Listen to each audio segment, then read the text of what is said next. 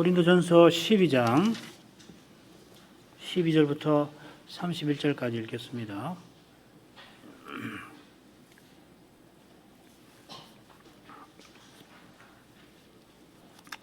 몸은 하나인데 많은 지체가 있고 몸의 지체가 많으나 한 몸인과 같이 그리스도도 그러하니라.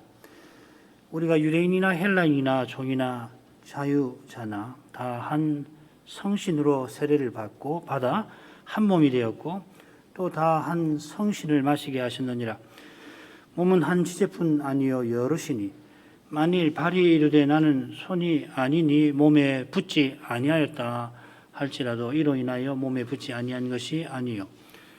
또 귀가 이르되 나는 눈이 아니니 몸에 붙지 아니하였다 할지라도 이로 인하여 몸에 붙지 아니한 것이 아니니 만일 온몸이 눈이면 듣는 곳은 어디며 온몸이 듣는 곳이면 냄새 맡는 곳은 어디뇨.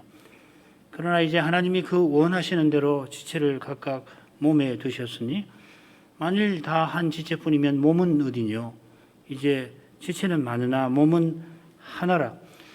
눈이 손들어 내가 너를 쓸데없다 하거나 또한 머리가 발들어 내가 너를 쓸데없다 하거나 하지 못하리라.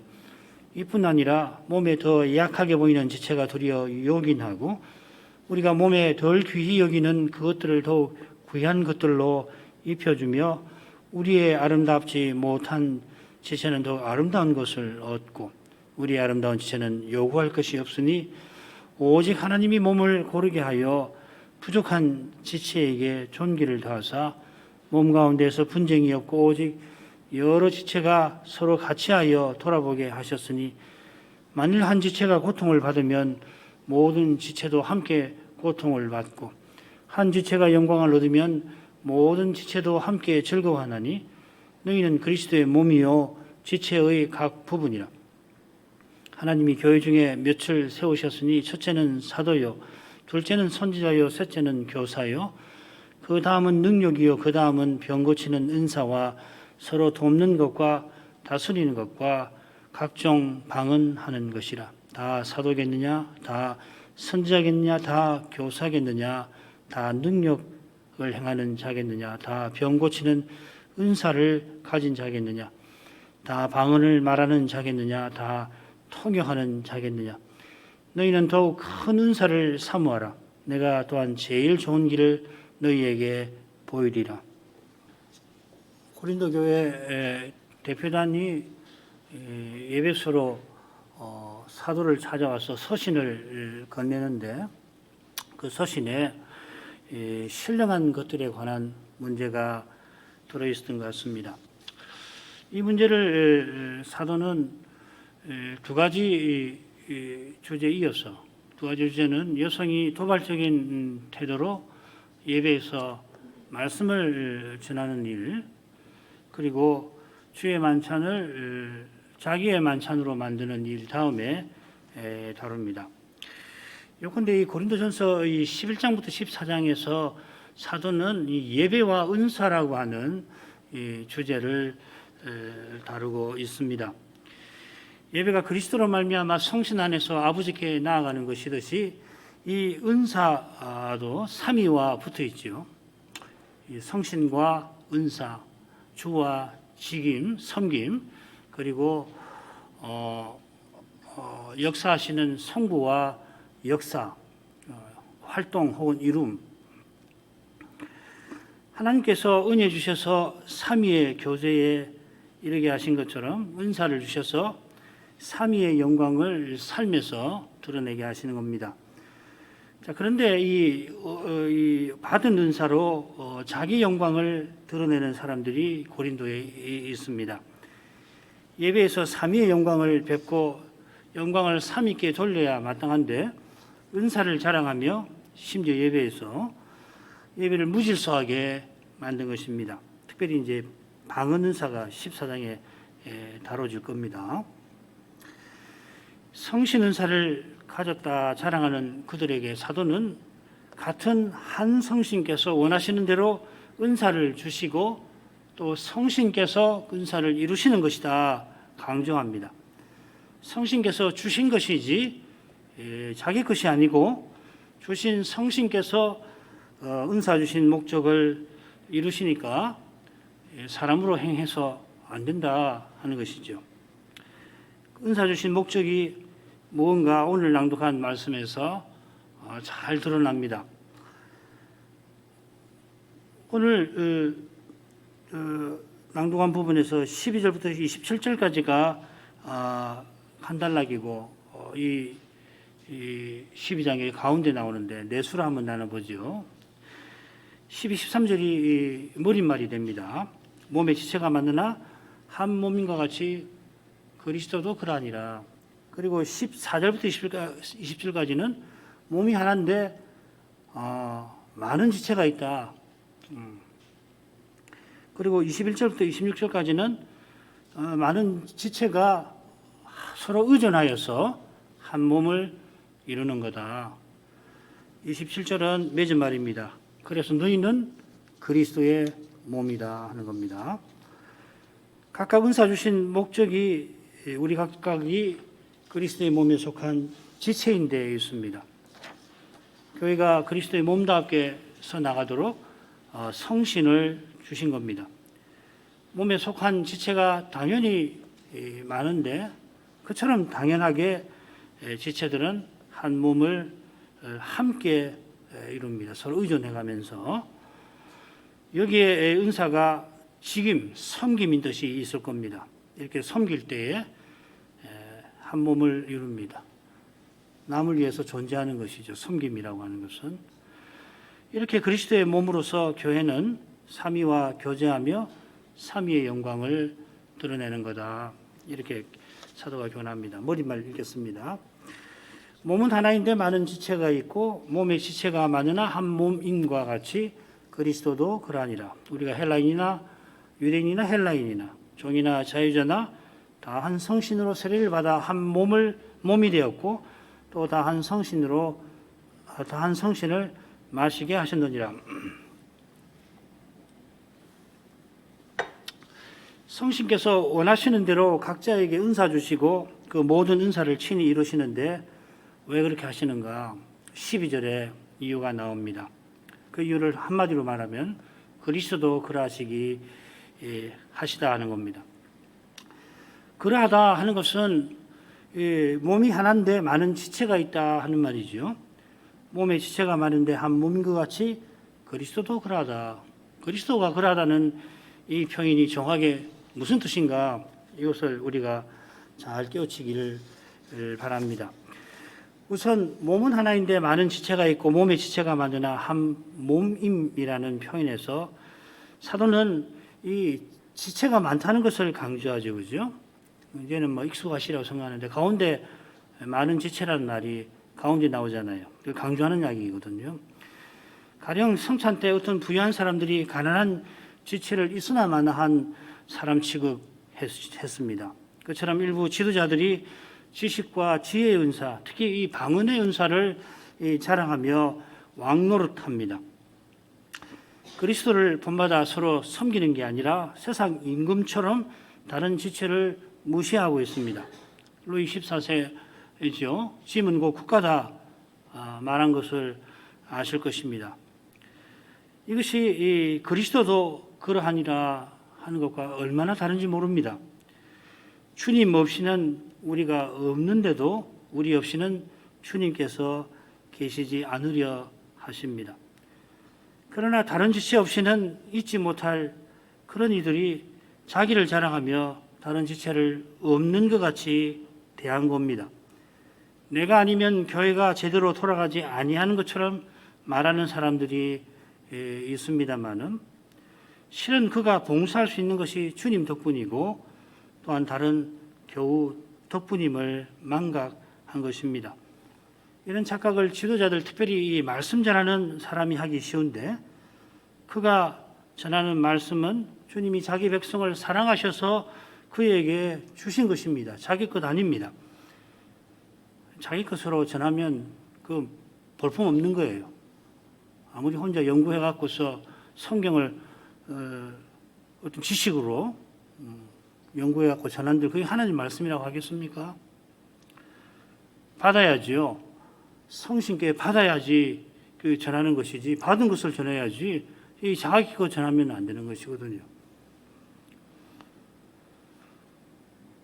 한글 개혁이 좋지만은 이 몸의 지체가 많으나 했는데 좀 더 정확하게는 어떻게 했냐면요.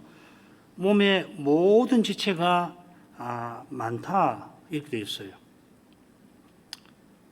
많다는 걸 강조하는 겁니다. 그 모든이라는 말이 들어가야 됩니다. 몸의 모든 지체가 한 몸을 이루는데 그 지체가 많이 있다.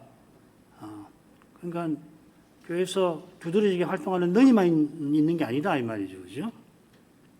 이런 내용에 비추어서 그리스도도 그러하니라 한 뜻을 살필 겁니다.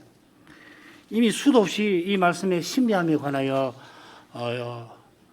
이 사람이 교우들에게 말씀드린 줄 압니다만은 그럴지라도 다시금 이 말씀의 신비함을 지나칠 수가 없습니다. 수만 번이라도 이 말씀을 전하고 또 전하더라도 또 읽을 때 참 신비하다. 만일 이 부분을 자주 읽지 않는 분들에게 이 그리스도를 지우고 가로를 쳐서 여기 가로를 한번 넣어 보십시오 하면은 대부분 교회라고 쓸 것 같아요.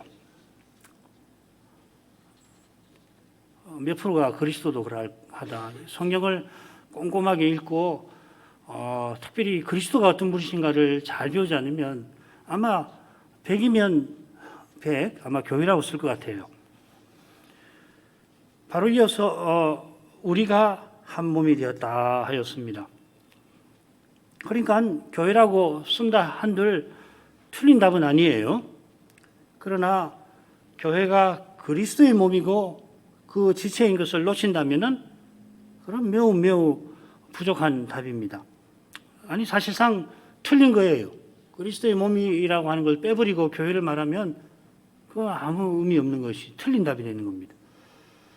교회를 아무리 중요하게 여길지라도 그리스도를 놓친다면 교회를 실로 무시하는 것이 될 겁니다. 그리스도를 높인다고 4대 성인 중 한 분이라 하면은 오히려 그리스도를 무시하는 것과 비슷하다 할 겁니다. 사도가 그리스도도 그러하니라 한 것은 교회가 그리스도의 몸, 그리스도의 지체라 한 것입니다.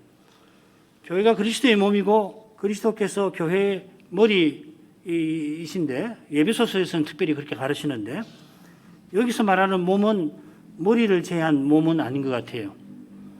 21절에 보면은 머리가 발들어 내가 너를 쓸데없다 하거나 이런 표현을 쓰는 거 보면 여기서는 교회의 머리는 교회의 머리는 그리스도시다. 이건 특별히 가르치는 것 같지 않습니다. 굳이 표현한다면은 교회로서 계시는 그리스도라고 할 수 있을 거예요.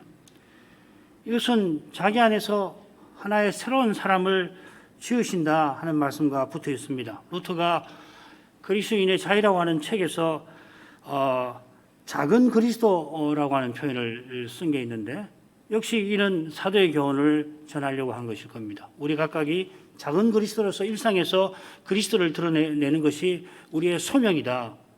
그 위에 우리가 구원 얻기 위해서 할 일은 전혀 없고 그건 그리스도가 다 하셨고 이제 우리 할 일은 뭔가 하면 우리의 소명은 이 그리스도를 삶에서 드러내는 것이다. 그게 이제 그리스도인의 자유라고 하는 이 명제의 핵심 아닙니까? 게다가 장차 우리가 각각 그리스도와 같아질 것입니다. 각각 그리스도와 같아지지만 동시에 함께 그리스도를 충만하게 그때는 드러낼 겁니다. 양의 범주로 사고해야 하는 지금은 제대로 이해할 수 없는 신비가 장차 온전히 드러나겠습니다만은 지금도 믿음으로 이 신비를 교회에서 맛보아야 합니다. 은사의 수나 양을 넘어서서 노골적으로 말한다면은 사람 수나 재물의 양을 넘어서서 그리스도의 인격과 사랑을 볼 줄 알아야 그리스도도 그러하니라 하는 이 사도의 교훈을 비로소 터득할 것입니다. 내가 참으로 그리스도를 드러내는가 정직하게 살피고 겸손히 성신을 의지하는 교회와 신자만이 이 교훈의 신비를 제대로 깨닫기 시작할 것입니다.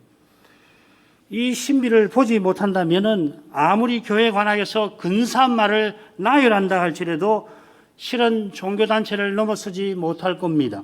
혈연, 지연, 학연을 넘어서지 못할 것입니다. 결국 권력관계를 넘어서지 못할 것입니다. 이어 사도가 성신 세례에 관하여 교훈합니다. 13절도 12절처럼 이는 뭐뭐함이라 이유를 제시하고 있습니다. 12절에 그리스도도 그러하니라 실로 놀라운 표현이 나왔는데 이 13절에도 그에 맞먹는 놀라운 표현이 있어요. 우리가 다 한 성신으로 세례받아 한 몸이 되었다 하는 겁니다. 뭐 이 번역대로 하자면은 뭐 당연한데 그 생각하시는지 모르겠습니다만은 이 표현은 우리가 그리스도 예수와 합하여 세례받았다 하는 표현과 똑같아요. 완전히 똑같은 건 아니고 표현이 같다는 똑같은 단어를 썼다는 겁니다. 로마서의 표현은 우리가 세례받아 그리스도께 속하였다 혹은 그리스도 안으로 세례받는다는 뜻입니다. 그래서 성신으로 세례받는다 이렇게 쓴 거죠. 우리가 그리스도 안으로 세례받는다는 것은 성신으로 세례받아 한 몸에 속한다는 것입니다. 그리스도도 그러하니라. 우리가 세례받아 그리스도에게 속하듯이 교회에 속한다는 것입니다. 그 그리스도의 몸이니까. 이것은 전적으로 교회로서 계시는 그리스도 가닥입니다. 그래서 사도가 이런 표현을 쓰는 것이에요. 만일에 이 그리스도 대신 교회를 강조하고 그처럼 주님처럼 교회를 높인다면은 사도의 교훈을 심히 곡해한 겁니다. 그러나 이런 곡해가 일어나기가 쉬워요. 교회밖에는 구원이 없다는 이 교부의 말이 참되려면 반드시 그리스도께서 교회와 함께 하신다는 사실 위에서 말해야 할 것입니다. 그렇지 않으면 우리가 성신과 교부를 가졌으니 너희 제네바 교회는 참교회 아니라고 주장한 사돌레토 추기경처럼 될 겁니다. 성신과 교부를 우리가 가졌다 하는 이 말에 그의 교만이 엿보입니다마는 칼빈의 주장대로 그 말이 참되려고 한다면은 그리스도의 복음 위에 서야 합니다. 로마 가톨릭 교회가 말씀보다 교회의 해석을 전통이라고 말하는데 교회 해석이거든요. 그 해석을 따랐던 것입니다. 그리스도보다 교회를 강조하는 데서는 사도적 전성이 아닌 교회의 전통, 그거 뭡니까? 인간의 전통이죠. 인간의 전통이 활개 칠 겁니다. 사람이 좌지우지할 것이고 사람을 자랑하고 높이는 일이 활개 칠 것입니다. 성신 세례 곧 성신께서 믿는 자와 교회에 내주하신다는 사실은 그리스도께서 우리를 주님의 몸으로 삼으신 이 사실과 붙어 있습니다. 부활하신 주님이 오순절에 성신을 부으셨는데 사도들이 복음을 전하여서 이 성신을 의지하여 복음 전해서 그리스도의 몸이 서나가게 하신 겁니다.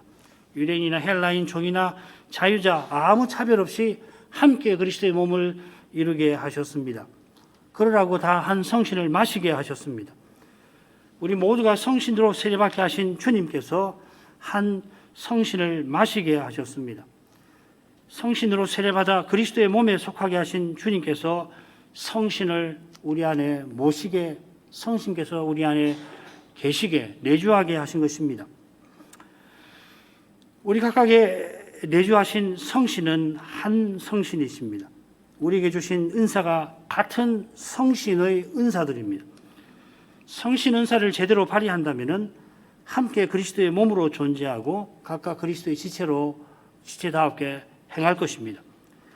한 가지만 간단히 언급하고 다음 부분으로 넘어가겠습니다. 사도가 유대인과 헬라인, 종과 자유인을 언급하고 남자와 여자는 언급을 하지 않습니다. 갈라디아서하고 비교할 만한 건데 그 이유는 이 6째 대목 처음과 끝에 나오는 문제, 이 예배에서 여성의 위상과 교회 직분에서 여성의 위상과 관련될 겁니다. 마지막에 이 점을 설명할 수가 있을 것 같습니다. 우선은 넘어가죠. 그 다음 부분입니다. 이 부분은 몸에 당연히 여러 지체가 있다, 많은 지체가 있다는 사실을 다룹니다. 14절이 머릿말입니다. 몸은 여러 지체라. 그리고 그 실예를 15절에서 17절에 됩니다. 발이 손이 아니라고 해서 몸에 붙지 않은 게 아니다 하는 거고, 맺은 말은 18절부터 20절까지 있는데 하나님께서 원하시는 대로 지체를 몸에 두셔서 몸이 하나 되게 하셨다 하는 겁니다. 14절을 읽겠습니다. 몸은 한 지체뿐 아니요 여럿이니. 사도가 보면 수사하기 아주 능하신 분인데 어법에 어울리지 않는 표현을 여기 씁니다. 몸은 한 지체가 아니다. 한 지체로 이루어진 것 아니다. 뭐 이렇게 쓰지 않아요. 흔히는. 그런데 몸은 한 지체뿐 아니라 이 어울리지 않는 표현을 써서 너무나 당연한 말을 합니다. 마치 자기 말이 어법에 맞지 않은 것 같이 한 지체뿐인 몸은 사실에 맞지 않다 말하는 것 같습니다. 돌려 생각하면 지금 고린도에서 벌어진 문제가 그만큼 사리에 맞지 않다, 이해할 수 없는 일이다 하는 것입니다. 조금만 생각해봐도 그런 일은 있어서 안 되는 일입니다만은 마치 당연한 듯 벌어지고 있다는 겁니다. 이어 제시하는 신뢰가 바로 그런 이상한 현실을 드러내고 있습니다. 15절부터 17절입니다. 만일 발이 이르되 나는 손이 아니니 몸에 붙지 아니하였다 할지라도 이로 인하여 몸에 붙지 아니한 것이 아니요 또 귀가 이르되 나는 눈이 아니니 몸에 붙지 아니하였다 할지라도 이로 인하여 몸에 붙지 아니한 것이 아니니 만일 온몸이 눈이면 듣는 곳은 어디며 온몸이 듣는 곳이면 냄새 맡는 곳은 어디뇨. 발이 자기가 손이 아니니 몸에 붙지 않았다 말하는데 몸에 붙지 않았다, 몸에 속하지 않았다 하는 게 무슨 뜻이겠습니까? 손이 속한 그런 몸에 자기는 속하지 않았다 하는 말입니까? 그보다는 14절에 나온 대로 내가 몸이다 하는 겁니다. 내가 아닌 것은, 내가 아닌 다른 것은 몸에 있으나 마나한 것이다 하는 겁니다. 몸이 걸어가는 그 일이 어느 목표를 향해서 걸어가는 것이 너무도 중요한 나머지 교회가 어떤 하나님이 보이신 목표를 향하여 걸어가는 것이 너무도 중요하다고 생각하는 나머지 발이 자기 없이는 몸이 없다고 말하는 것입니다. 그런데 여러분 발이 어떻게 말합니까? 말은 발의 기능이 아니라 입의 기능입니다. 입이 아니면 말하지 못합니다. 그처럼 발이 스스로 걸어 몸을 이동시키는 게 아닙니다. 목사가 교회를 인도하는 건 아닙니다. 발이 눈이 아니니 스스로는 어디로 걸어가야 할지 모릅니다. 스스로는 가야 할 곳이 아닌 가지 말아야 할 곳으로 가고 말 것입니다. 때때로 자기가 하는 일이 너무도 중요하다 여긴 나머지 내가 교회를 세우는 것 같이 생각이 들면은 그러면은 얼른 그 교만한 생각을 버려버리고 겸손히 몸을 몸답게 하시는 성신을 의지해야 옳은 것입니다. 하나님의 뜻을 알고 받을 때에 지나쳐서 자기가 이루려 하는 잘못에 빠지기가 너무도 쉽습니다. 지난 수요일에 다윗이 군사 및 행정 조직을 세운 일을 공부했는데 그하고 세상을 떠날 것이라 어린 솔로몬이 성전 건축의 대업을 잘 이루도록 나라가 안정되게 나라가 막 흔들리고 그러면은 대업을 이루기 어려우니까 그런 일을 했을 것입니다만은 그러나 결국 인구조사하는 큰 죄를 짓고 말았습니다. 특별히 요압이 계속 군권을 쥐고서 어린 세왕을 흔든다면은 성전 지은 뜻이 제대로 이루지 못할 것이라 생각한 것 같아요. 다윗이 이 요압을 어떻게 해보지를 못하거든요. 군대 장관을 교체하려고 했는데 요압이 그 새로 임명한 군대 장관을 죽여버리고 말잖아요. 그런데도 요압을 교체를 못해요. 요압이 보통 인물이 아닙니다. 그러나 그 요압을 하나님께서 이 어린 솔로몬으로 제거하게 하십니다.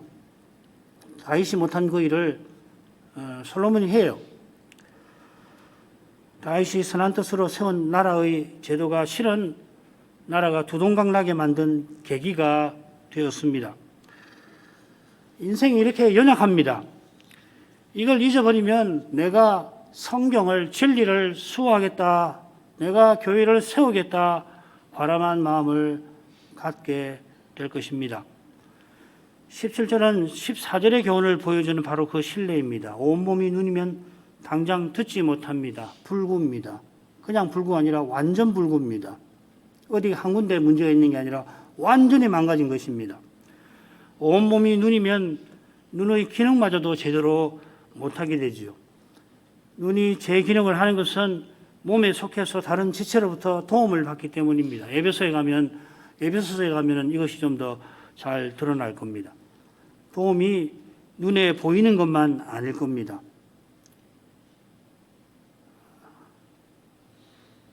우리가 받는 도움이 물질적인 것만 아니잖아요. 서로에게 도움을 주는 것이 사람이라 눈에 보이는 것에 매기 쉬워서 그렇게 되지만은 정말 큰 도움은 어디 있을까요? 무엇일까요? 교회를 교회답게 선악하게 하는데, 직분자가 직분을 행하게 하는데, 교회가 예배를 바르게 드리게 하는데 도움은 주님께서 주시는 건데 어떤 방식으로 올까요? 장차 알 겁니다. 장차 주님 앞에 설 때에 깜짝 놀랄 거예요. 이런 도움이 있었구나. 내가 그때 그 어려움을 피할 수 있었던 것이 내가 전혀 알지는 못하는 이분의 기도였구나 할 때가 있을지 모릅니다. 지금은 모르죠. 지금은 내가 잘나서 이렇게 무슨 일도 하고 교회에서도 하고 뭐 이렇게 저렇게 한다고 생각할지 모르지만은 나중에 가면은 깜짝 놀랄 사실을 알게 될 것입니다. 자, 그게 다음번에 나올 텐데 맺은 말을 일단 보십시다. 18절부터 20절. 그러나 이제 하나님이 그 원하시는 대로 지체를 각각 몸에 두셨으니 만일 다 한 지체뿐이면 몸은 어디뇨? 이제 지체는 많으나 몸은 하나라. 사도는 하나님께서 교회를 세우시는 진리를 맺은 말에서 강조합니다. 아울러 여기서는 그 지체, 그 몸 하면서 하나님이 그리스도의 몸을 세우시고 그 몸에 지체를 두신 것을 드러냅니다. 하나님께서 각 지체를 몸에 두셨습니다. 교회에 아무리 많은 사람이 있더라도 각각이 하나님께서 친히 그리스도의 몸에 속하게 하셨는데 여기 주목할 표현이 두셨다 하는 표현입니다. 직분자만 아니라 직분자 아닌 사람도 주님의 몸에 자기 자리가 하나님이 두신 자리가 있다는 겁니다. 이 두신다는 말이 직분자 세운다 할 때 쓰는 말이거든요.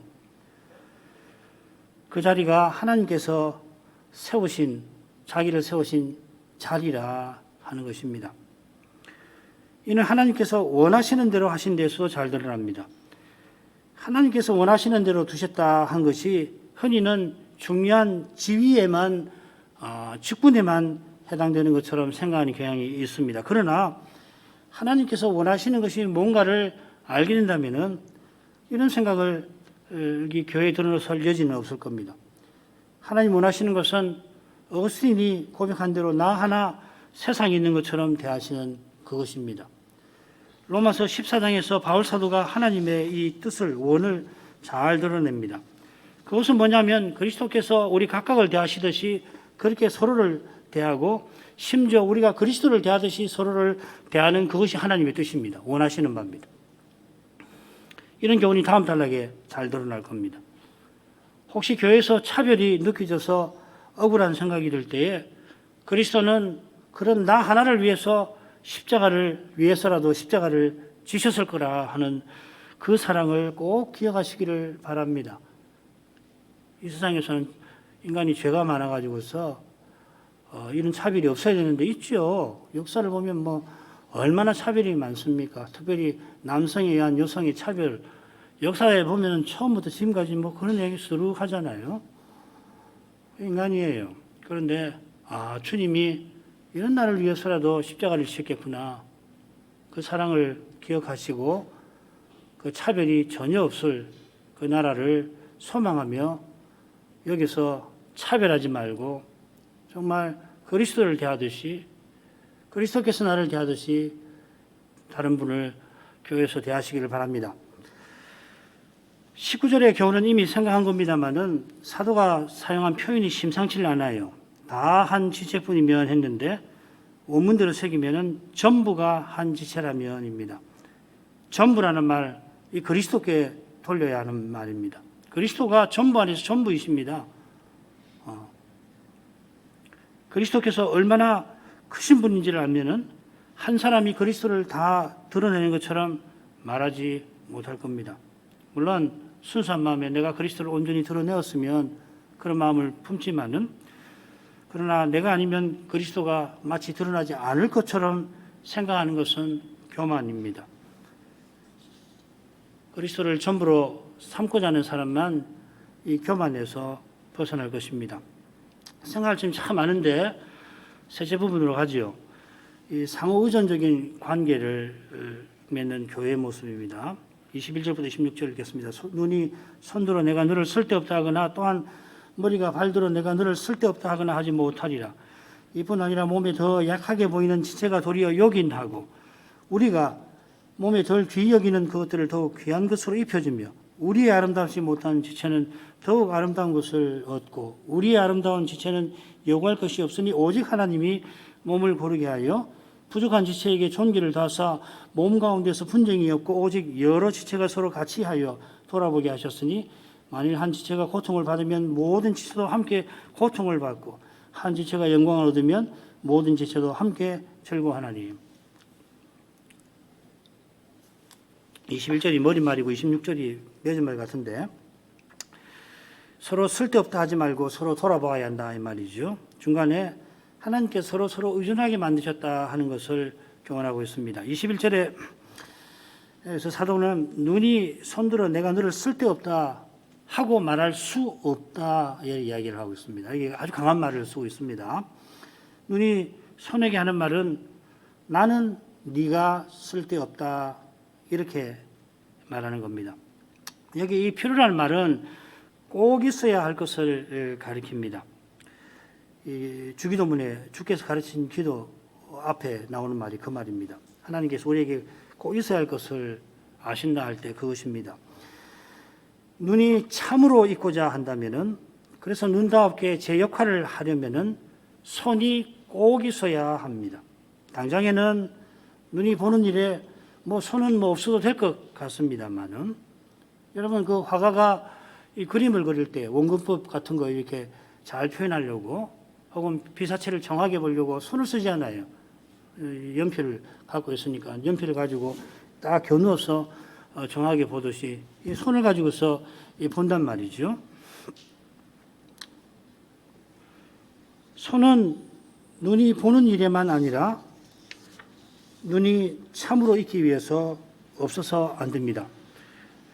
지금은 스스로도 가끔씩 나 같은 사람 있으나 마나한 거 아닌가 그렇게 생각이 들 수 있습니다만은 그렇지 않습니다. 주님 나라에서 여러분은 꼭 있어야 하는, 어느 누구로 대체할 수 없는 그런 존재입니다. 여자를 창조하시기 전에 좋지 못하다 하신 하나님께서 우리 가운데 한 사람이라도 없어지면은 주님의 나라가 좋지 못하다 하실 것입니다. 그런 뜻에서 그렇게 말할 수 없다고 사도가 강조합니다. 이게 21절 처음에 나오는 말이에요. 그럴 수 없다.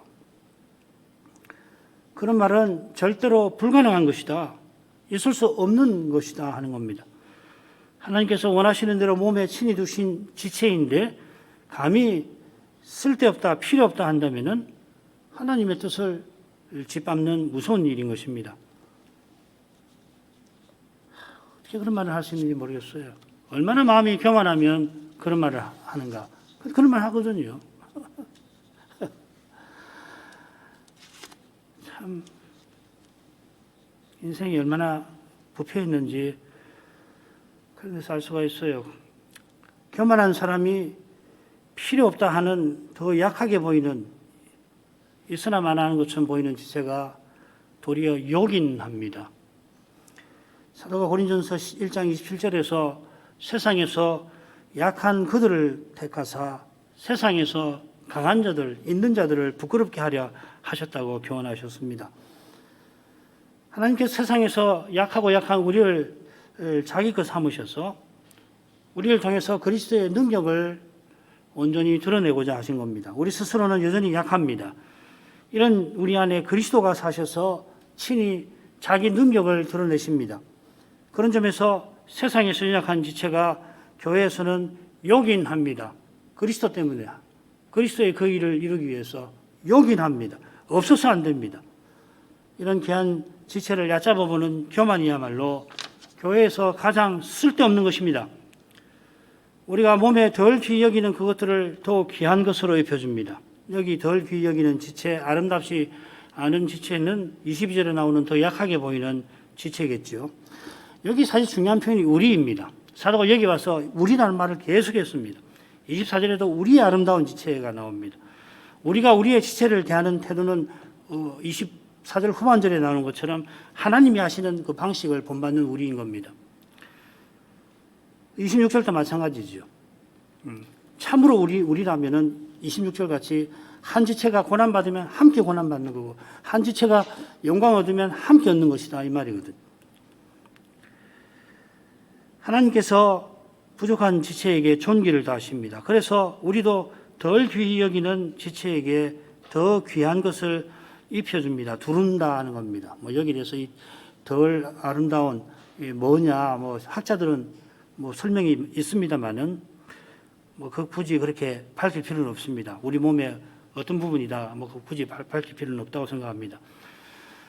하나님께서 이렇게 하시는 것은 몸을 고르게 하심이라 했습니다. 이 고르게 한다 세계도 괜찮습니다만은, 근데 이 표현은 하나 되게 한다는 말입니다.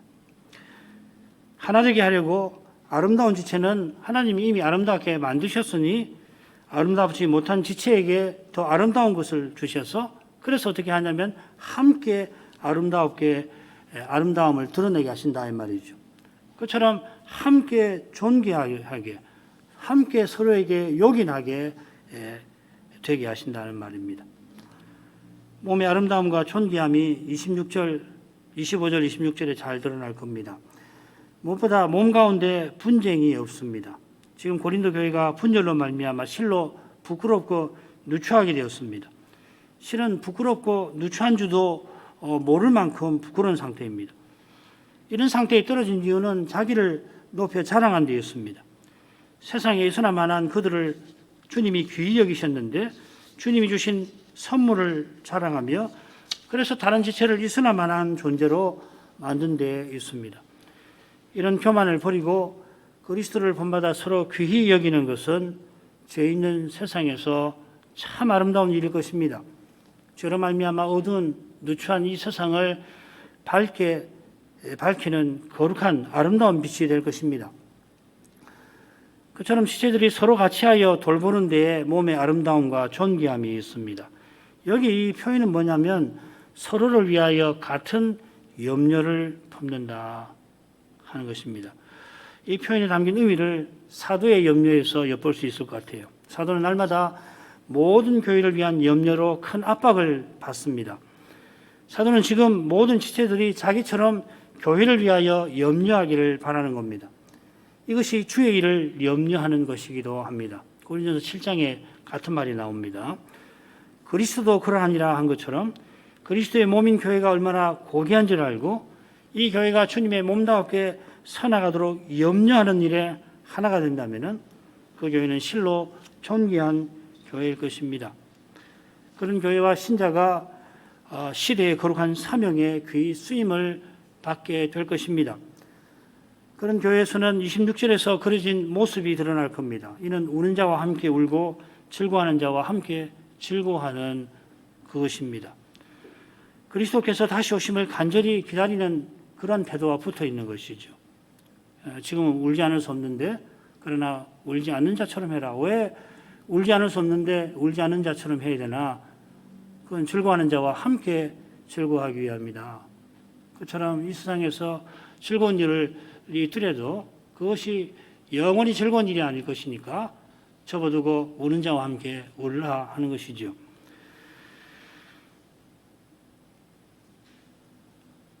당장에는 울지 않을 수 없는 현실이 눈앞에 펼쳐져 있지만 주님은 곧 오실 테고 내 눈에서 모든 눈물을 닦아주실 테이니 울지 않은 자가처럼 되어서 곁에서 즐거워하는 자들과 기꺼이 즐거워할 수가 있을 겁니다. 그날에 우리 모두가 그리스도와 같아질 것입니다. 그날을 바라보는 사람은 지금 그리스도를 힘써 드러냅니다. 그리스도를 힘써 드러내는 그 길에서 우리가 겪는 것이 고통입니다. 고난입니다. 여기 고통이라는 말, 고난이라는 말입니다. 한 지체가 그리스도를 힘써 드러내느라고 고난을 받는다면 모든 지체가 함께 그 고난에 참여할 것입니다. 그처럼 한 지체가 영광을 얻으면 그리스도를 드러내면 참 그 모습을 보고서 함께 즐거워할 것입니다. 그때 그리스도도 그러하니라. 이 사도의 말이 얼마나 참 신비한 말씀인가를 그때서야 알겠죠. 기도하시겠습니다. 거룩하신 아버지, 사도를 통하여 그리스도의 몸이 얼마나 고귀하고 아름다운 것인지를 알려주셔서 감사합니다. 몸의 모든 지체가 많이 있지만은 한 몸인 것 같이 그리스도도 그러하니라. 이 말씀에 얼마나 놀라운 신비가 담겨 있는지 이날에도 조금 더 살핍니다. 저희가 평생 이 신비에 관하여 배우지만은 배울수록 그리스도의 몸인 교회는 더욱 신비하게 다가옵니다. 사도가 교훈한 대로 한 지체가 고난을 받을 때 함께 그 고난에 동참하고 한 지체가 그 고난으로 말미암아 그리스도를 드러낼 때 드러나신 그리스도로 인하여 함께 즐거워하는 데서 이 신비를 참으로 맛보게 하실 것입니다. 그처럼 교회가 그리스도의 몸이고 신자가 그리스도의 지체여서 성신께서 우리 안에 내주해 계신다는 이것을 잊지 않게 하셔서 서로를 성신을 모신 서로를 참으로 존귀하게 대할 수가 있게 하옵소서. 그리스도를 대하듯이 서로를 대하고 그리스도께서 대하시듯이 서로 대할 것입니다. 이런 교회와 신자가 어두운 시대에 거룩한 사명의 귀히 쓰임을 받게 될 줄 믿습니다. 사람 수가 많고 재물이 많고 혹은 이런저런 자원이 많아야 주의 사명을 받드는 것이 아닌 줄 압니다. 특별히 배도가 심해지는 이런 때에는 오직 그리스도를 믿고 그리스도의 인격과 사랑을 오롯이 드러내는 그것이 시대의 사명이라 우리에게 교훈해 주셨습니다. 하나님께서 원하시는 대로 우리 각각을 그리스도의 몸에 두셨고 그처럼 그리스도의 몸답게 서나가도록 성신께서 그 뜻대로 각자에게 은사를 주셨습니다. 주신 은사를 통하여 주께서 기뻐하시는 그 뜻을 꼭 이루며 살게 하옵소서. 예수님 이름으로 기도합니다. 아멘.